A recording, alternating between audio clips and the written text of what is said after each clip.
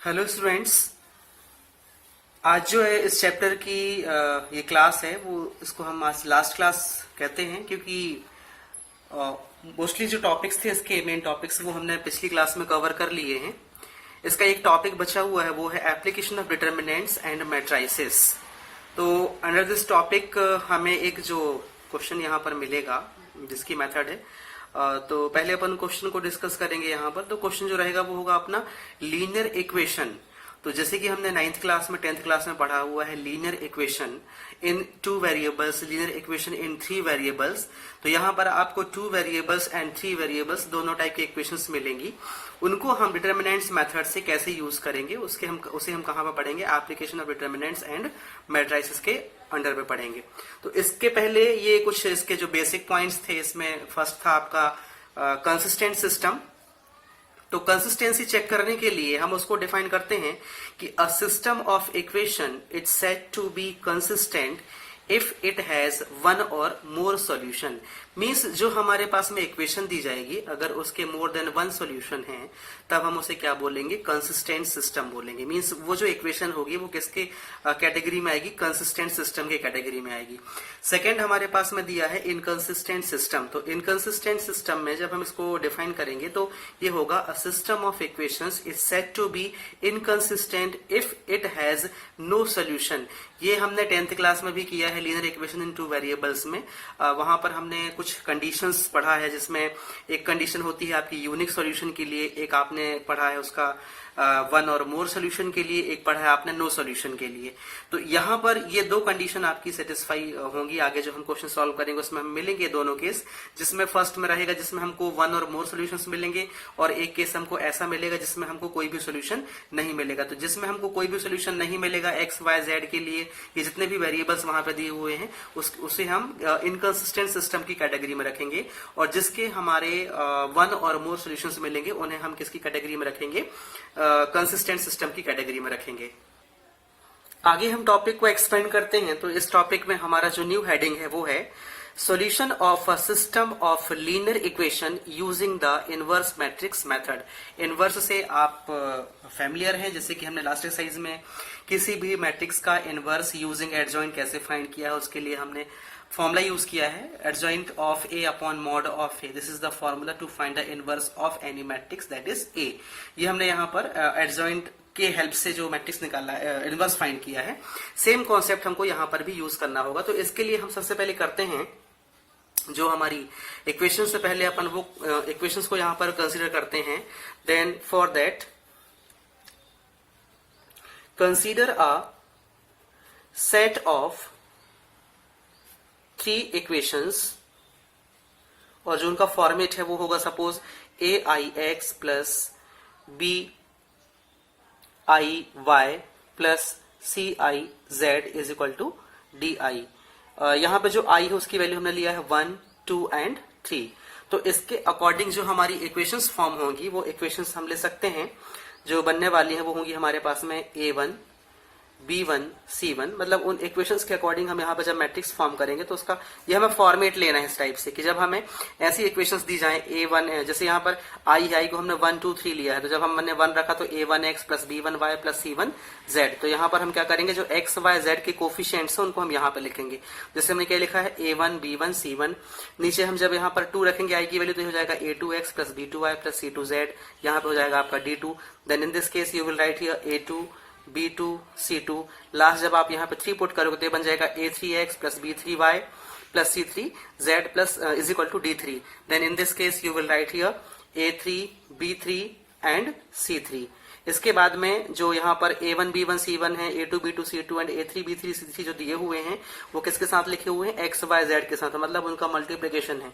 तो उसका फॉर्मेट आप यहाँ पर बनाओगे x, y and z is equal to में यहाँ पर जो वैल्यूज आपको डी आई दी हुई है, जब आप यहाँ पर वैल्यूज पुट करोगे तो ये बन जाएगा आपका D1, D2 and D3। Then यहाँ पर आपको 3 टर्म्स मिल रहे हैं, एक ये फर्स्ट टर्म है, सेकेंड टर्म और थर्ड टर्म है। तो जो आपका फर्स्ट टर्म है उसे अपन कंसिडर करते हैं क्या, यहाँ पर ए। यहाँ पर कोई साइन नहीं है, मतलब क्या है, बीच में डॉट साइन है, और डॉट के बाद में ये वाला पोर्शन क्या है अपना, इसको हमने जूम कर लिया एक्स इज इक्वल टू ये पोर्शन, इसको हमने ले लिया क्या, यहाँ पर बी ले लिया। तो कहने का मतलब ये है कि जो हमारे पास में ए एक्स की वैल्यू है वो कितना आ गई, यहाँ पर बी आ गई। अब हमें यहाँ पर फाइंड करना है क्या, एक्स। तो एक्स इज इक्वल टू क्या हो जाएगा, B upon A. And we know कि यहाँ पे ए की पावर कुछ नहीं है, मतलब क्या है, 1 है। और जब हम इसको ऊपर शिफ्ट करेंगे then we will get A inverse B. तो जो एक्स की वैल्यू होगी वो क्या होगी, यहाँ पर ए इनवर्स बी होगी। तो कहने का मतलब ये है कि जो भी हमारे पास में इक्वेशन दी जाएगी यहाँ पर, उन इक्वेशन से सबसे पहले हम क्या ये मैट्रिक्स फॉर्म करेंगे इस फॉर्मेट में। फर्स्ट को हम लेंगे ए, सेकंड को हम लेंगे एक्स और थर्ड को हम क्या लेंगे, बी लेंगे। इसके बाद में इस पैटर्न को फॉलो करते हुए हम एक्स इज इक्वल टू क्या फाइंड करेंगे, ए इनवर्स बी। यहाँ पर जो इनवर्स फाइंड करने का आपका ट्रिक होगा, ये सेम वही मेथड होगी जो हमने अभी लास्ट एक्सरसाइज में एडजॉइंट के थ्रू फाइंड किया है। तो यहाँ पर मैं एक क्वेश्चन में आपको बता दूंगा कि इसको हम कैसे फाइंड करेंगे। एंड बाकी जो भी क्वेश्चंस आपको यहाँ पर प्रोवाइड किए जाएंगे, जो वर्कशीट मिलेगी उसमें आपको रिलेटेड क्वेश्चंस मिलेंगे and same method you have to use there. चलिए इस टॉपिक को समझने के लिए हम एक क्वेश्चन लेते हैं। यहाँ पर क्वेश्चन दिया हुआ है, solve the following system of linear equation using matrix method. Equation हमारे पास में है 2x minus 3y is equal to 1। ये इसको हमने फर्स्ट ले लिया। एंड सेकेंड हमारे पास में है 3x minus 2y is equal to 4। तो सिंपली यहां पर हमारे पास में 2 वेरिएबल्स हैं, मतलब जो हमारी डिटरमिनेंट्स बनेगी वो 2 क्रॉस 2 ऑर्डर की बनेगी। तो उसका फॉर्मेट कैसा होगा, लेट्स बी स्टार्ट। तो इसके लिए सबसे पहले हमने क्या किया है, अभी मैंने बताया कि जो एक्स वाई जेड के कोफिशिएंट्स होते हैं उसको अपन क्या ले लेते हैं, ए ले लेते हैं। तो सबसे पहले अपन यहाँ पर ए बना गए थे। तो ए क्या बन जाएगा आपका, यहाँ पे एक्स का कोफिशिएंट क्या है 2, यहाँ पे वाई का कोफिशिएंट -3, एक्स का कोफिशिएंट 3, वाई का कोफिशिएंट -2। तो ए कितना बन गया 2 -3, 3 एंड -2। सेम आगे जो हमें बनाना है उसको अपन ने क्या बनाना है, एक्स बनाना। तो एक्स में हमारे पास में यहाँ पर कितने वेरिएबल यूज हुए हैं, यहाँ पर एक यूज हुआ है एक्स, एक यूज हुआ है अपना वाई। तो यहाँ पर हम किस एक्स वाई को किस में लिखेंगे, अंडर एक्स लिखेंगे। अगर मान लो यहाँ पर एक और वेरिएबल होता दैट इज जेड, तो यहाँ पर हम लिखते हैं एक्स वाई जेड। और लास्ट हमारे पास में दिया हुआ है बी। तो बी की जो वैल्यू होगी, जो लास्ट एलिमेंट यहाँ पर दिए हो उसको अपन किसके अंदर पे लिखेंगे, यहाँ पर बी पे। तो ये हो जाएगा 1 और यहाँ पर ये हो जाएगा आपका 4। हमारे पास में मेथड है, जो फॉर्मूला हमने यूज किया है अभी इनवर्स फाइंड करने का, उसका फॉर्मूला हमारे पास में दिया हुआ है A X is equal to B. That is जो यहां से आप x निकालोगे वो बन जाएगा आपका a इनवर्स b। कहने का मतलब ये है कि सबसे पहले क्या फाइंड करना है, आपको a इनवर्स निकालना है। और a इनवर्स निकालने का मेथड क्या होगा, पहले आप माइनस निकालोगे, फिर कोफैक्टर्स फाइंड करोगे, कोफैक्टर्स के अकॉर्डिंग फिर उसको ट्रांसपोज करोगे। ट्रांसपोज करने के बाद में क्या बनेगा, वो एडजॉइंट बनेगा, और फिर उसका मॉड निकालोगे एंड देन फिर जाके हमारी होल प्रोसेस कंप्लीट होगी। तो हम स्टेप बाय स्टेप इसको सॉल्व करते हैं। स्टूडेंट्स यहाँ पर मैं आपको 2 क्रॉस 2 की मैट्रिक्स को फुली एक्सप्लेन कर देता हूं, और जो 3 क्रॉस 3 की मैट्रिक्स अभी आपको वर्कशीट में मिलेगी और यहाँ पर मैं क्वेश्चन नोट कर दूंगा।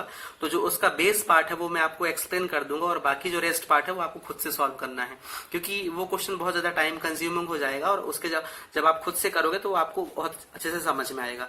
तो चलिए हम सबसे पहले यहाँ क्या करते हैं, जो हमें ए दिया हुआ है यहाँ पर, इसका हम क्या निकालते हैं, मॉड निकालते हैं। तो mod of A is equal to, we will write here 2 -3, 3 -2।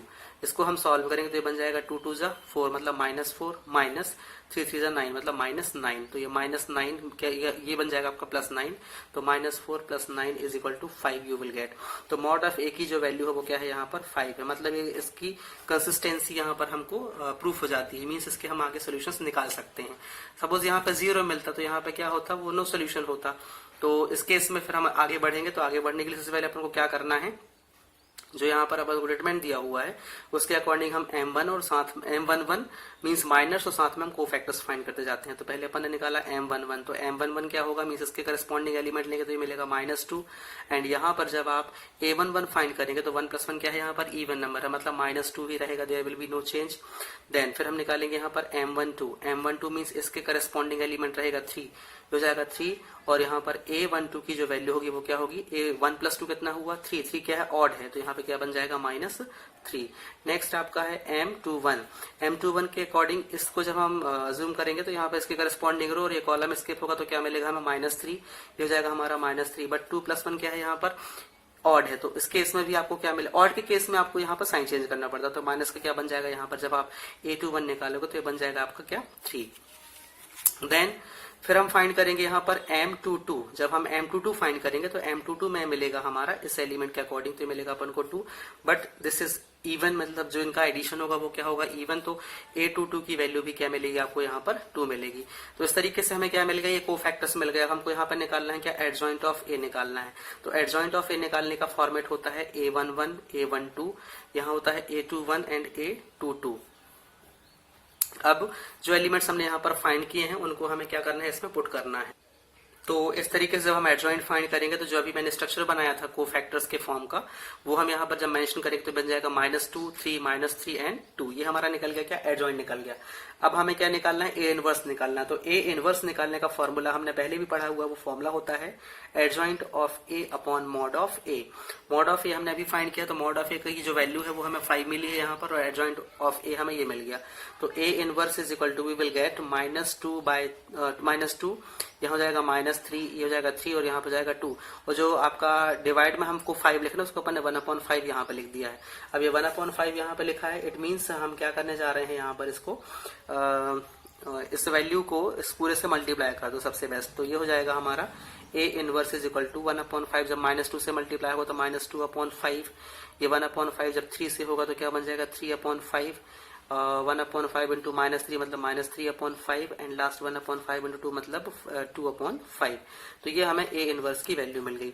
But हमें क्या फाइंड करना है, यहाँ पे एक्स फाइंड करना। तो एक्स फाइंड करने का हमारे पास में फॉर्मूला था X is equal to A inverse B. X find करना मतलब एक्स के अंदर जो एलिमेंट हमने लिए हुए तो वो एलिमेंट थे हमारे वेरिएबल्स, मीन्स एक्स और वाई था। तो इसकी वैल्यू निकालना मीन्स एक्स और वाई की वैल्यू निकालना हो जाएगा यहाँ पर।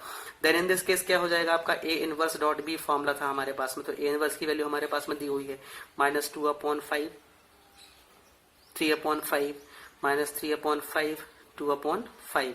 इसको मल्टीप्लाई करना है b से, तो जो b की वैल्यू है वो हमारे पास में है 1 और 4 दिया हुआ है। अब सेम कॉन्सेप्ट रहेगा, देखो इसका जो ऑर्डर दिया हुआ है वो कितना है, 2x2 का है।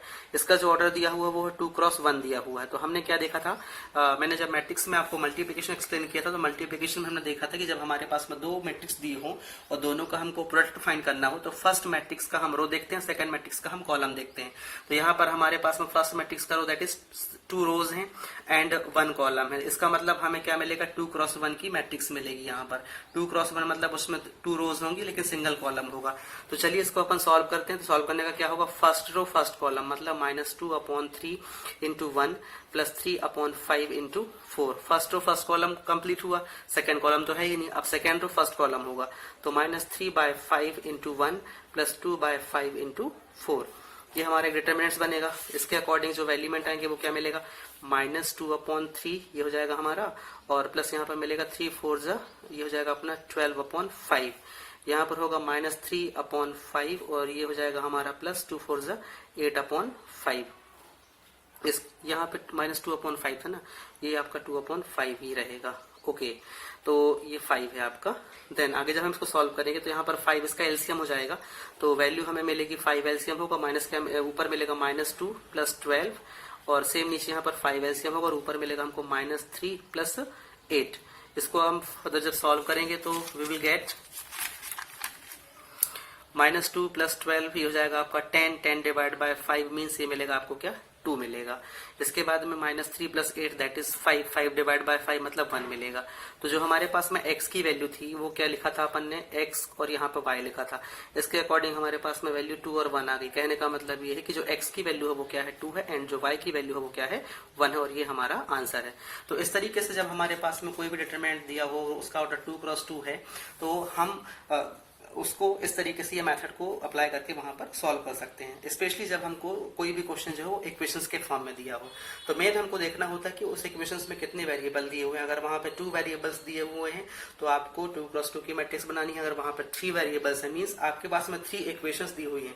एक पॉइंट आप यहाँ पर नोट करिए कि अगर आपके पास में 3 इक्वेशंस दी हुई है और उन 3 इक्वेशंस में अगर किसी एक इक्वेशन में भी 3 वेरिएबल्स आ गए हैं तो हम मैट्रिक्स जो है वो 3x3 की ही बनाएंगे। जैसे फॉर एग्जांपल फर्स्ट इक्वेशन हमने लिया जिसमें x और y है, सेकंड इक्वेशन हमने लिया उसमें भी x और y है, थर्ड इक्वेशन में x, y और z तीनों हैं। तो अब यहाँ पर ये कंफ्यूजन नहीं होना चाहिए कि हम यहाँ पर 2x2 की बनाएं कि 3x3 की बनाएं। वहां पर हमने देखा कि जो मैक्सिमम हमारे पास में वेरिएबल्स हैं वो कितने हैं, 3 हैं। Then in this case you have to make the matrix of order 3 cross 3 in which first और सेकंड इक्वेशन में जो आपका एक्स वाई था वो तो रहेगा, लेकिन जो वहां पे जेड वाला पार्ट है वो क्या हो जाएगा, 0 हो जाएगा। तो चलिए एक क्वेश्चन हम और करते हैं। उसका मैं सिर्फ आपको यहाँ पर ट्रिक एक्सप्लेन कर रहा हूँ, क्योंकि ये एडजॉइंट फाइंड करना है, इनवर्स फाइंड करना है, इसमें थोड़ा सा अपन को टाइम लग रहा है, तो वो वर्क आप ही करेंगे। तो चलिए हम एक क्वेश्चन लेते हैं। क्वेश्चन हमारे पास में दिया हुआ है x plus Y plus Z is equal to 5, 2x plus Y minus Z is equal to 2, 2x minus Y plus Z is equal to 2। ये हमारे पास में इक्वेशन दी हुई है, इनसे हमें क्या करना है, x y z की वैल्यू फाइंड करना है। तो सबसे पहले जैसे कि हमने पहले वाले क्वेश्चन में किया, पहले अपन यहाँ पर a कंसिडर करते हैं, तो जो a की वैल्यू होगी वो क्या मिलेगी हमें, 1 1 1। हमने x y z के कोफिशिएंट्स को यहाँ पर लिखा है। सेकंड में हमें मिलेगा 2 1 -1, थर्ड में मिलेगा 2 -1 एंड 1।